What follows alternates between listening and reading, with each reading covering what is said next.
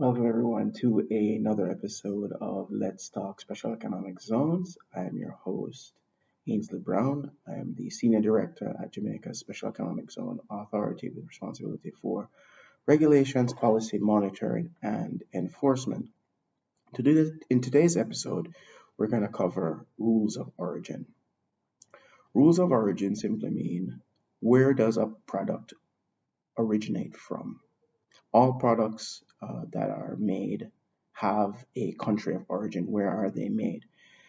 In many instances, or in modern language, in some ways, it's that rules of origin are a bit outdated because when you nothing is really manufactured anymore in one country. Most products are made in the world.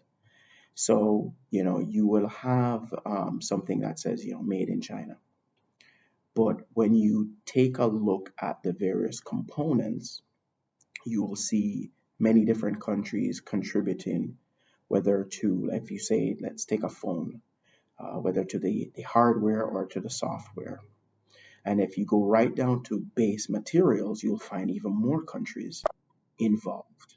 Um, so, you know, to say something is made in one country is a bit of a misnomer, but nevertheless, you still have rules of origin, and it's governed, within the World Trade Organization, WTO framework, and also within trade agreements.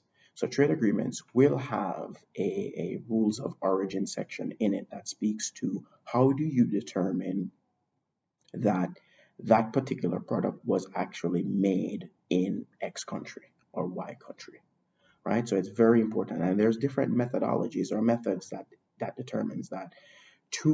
I think there's four really, but two of the main ones are what they call a tariff head-in jump. So every product, if you're familiar with trade, there's the harmonized code, the HS code. Every product you can think of has a code attached to it that speaks to just classification of what that thing is. Now, if you change, you move from one thing to being another, then it gets rules of origin. So you imported a bunch of things from different countries. You use labor, use materials, put them together, and it becomes a new product. Another way, which is very similar, is what they call substantial transformation. You know, you move from, I guess, I'm trying to think of a product, tomatoes to ketchup, right? It's substantial transformation. It no longer is what it was. So that becomes, a way to determine, yes, it is manufactured or assembled in that country, and can get their rules of origin certificate attached to it to say, yes, made in Jamaica, made in China, made in France, whatever country. Now, that becomes important for special economic zones. You may be wondering, so what does that have to do with special economic zones? It is of vital importance to special economic zones, especially because special economic zones have become key nodes in global supply chains.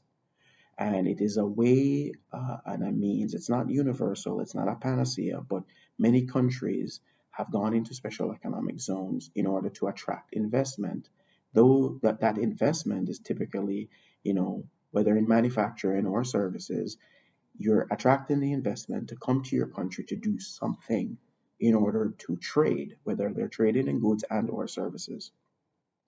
So rules of origin become of critical importance. In fact, your rules of origin network, which is results from your trade agreements network, becomes important because that's a selling point to attract investors. So the greater your network, the greater people will want to say, okay, you know what?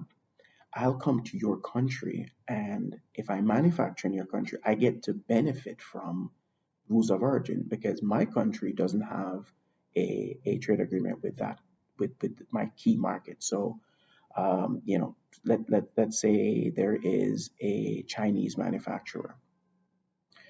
China and the United States doesn't have a true trade agreement with rules of origin and all that. They have some agreements there, but not a true trade agreement. A Chinese investor could come and set up a factory in Jamaica and take advantage of the Caribbean Basin Initiative, right? Manufacture in Jamaica. Now, the critical thing is it must become a Jamaican product. If not, it remains a Chinese product or a product of whichever country it came from. So you can manufacture, say, in Jamaica. In fact, the Caribbean Basin Initiative has a section in it that deals with the fact that you can purchase a certain amount from the United States, certain amount of raw materials from the United States, and then it would be considered Jamaican or any of the other participants within the Caribbean. It would be considered Jamaican. That product would go towards it being Jamaican. So let's say I think there's a maximum threshold. I think it's about 30%. So 30% of your material you buy it from the United States, and again, that's to encourage two-way trade. It's not a one-way situation. You buy that product input into another product, right? You combine it with Jamaican labor. You combine it again. We spoke in another episode about linkages. You purchase from the Jamaican domestic economy something produced in Jamaica already, and then combine it to make a third product, and then export it, taking advantage of Jamaica's trade agreement with the United States. Of course, then having followed the rules around the Caribbean Basin Initiative, and this is a very important point. Each trade agreement has its own rules of origin rules, right? So you have to follow that. Just because you follow one, you say, okay, this is what it means to access the United States. There may be a different rule pertaining to that particular product if, say, you want to access Canada, or if you want to access the rest of the Caribbean, the rest of CARICOM, right?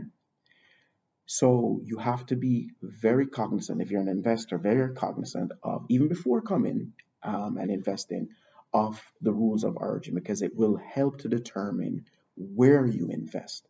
Thereafter, it will then become an operational matter, and you will, based on what you're producing and the markets that you're targeting, ensure that you get the Jamaican rules of origin, because you want to take advantage of those trading arrangements that Jamaica or any other country that you've decided to invest. So rules of origin become or are of critical importance within the SEZ framework.